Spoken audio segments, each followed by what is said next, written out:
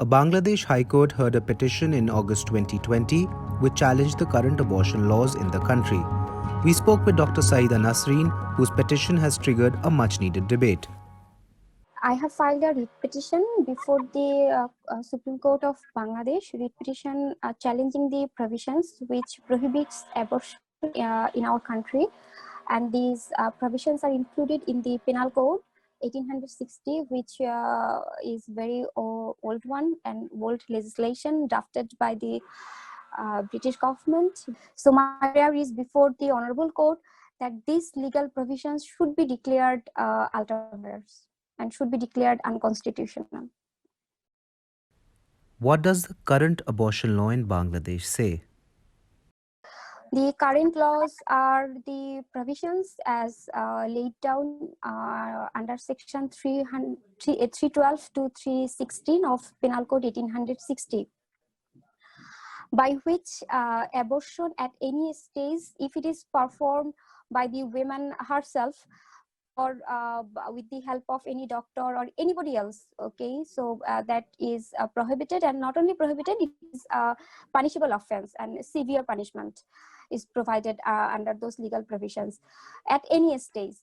So this is the barriers, and the consent is not at all matter under those legal provisions. Only one exception is given, that if it is necessary for saving the life of women.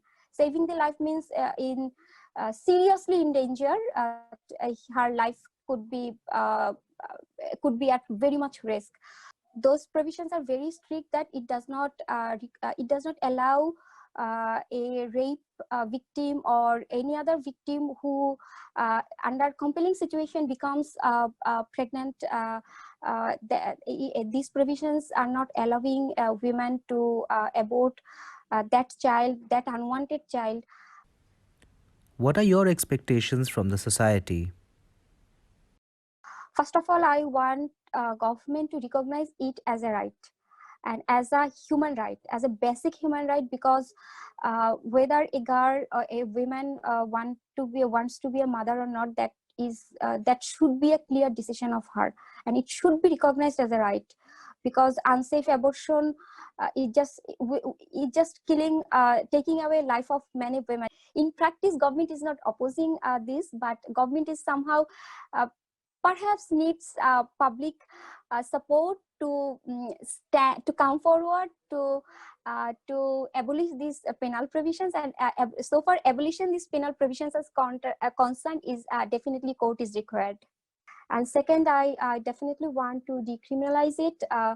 Decriminalize it means those provisions which are making it, which are prohibiting it, those should be abolished from penal code, because penal code is a statute which is relating to offense, and in Bangladesh it is now taking as an offense. It is not an offense, okay, it is a right. How a right can turn into an offense by some penal by some provisions of law. How has the response been post-media coverage in Bangladesh?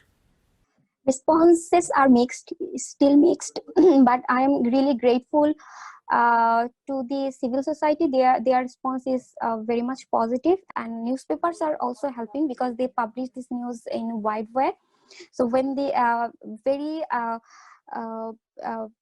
many of them communicated with me, and they congratulated me that you took this bold step. And the other positive responses I'm getting from the women at large, that is my friends and family members, and the other female, I do not even know them, but I know them since I'm a woman.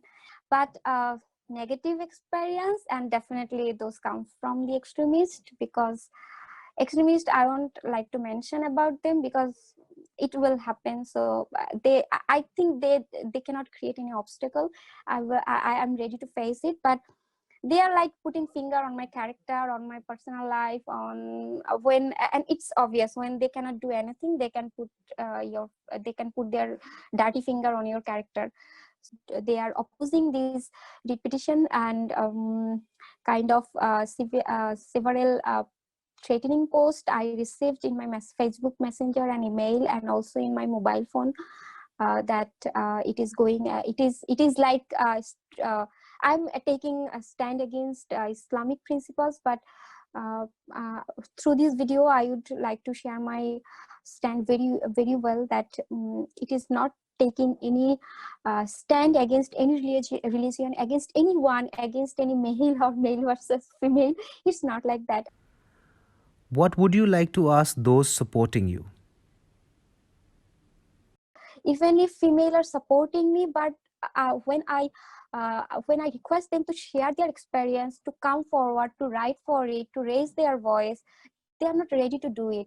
They are not, they are feeling it is matter of shame, and they are really afraid of, in a society which is still male dominating very much, and women are not ready to share. They are supporting me behind, but they are not coming forward. But I really need support from them, especially to come forward, to raise their voice. Secondly, it will be very helpful if the civil society, like NGOs who have already communicated with me, and I have also knocked them, if they add themselves as co-petitioner with me, that will definitely enhance the strength of this petition.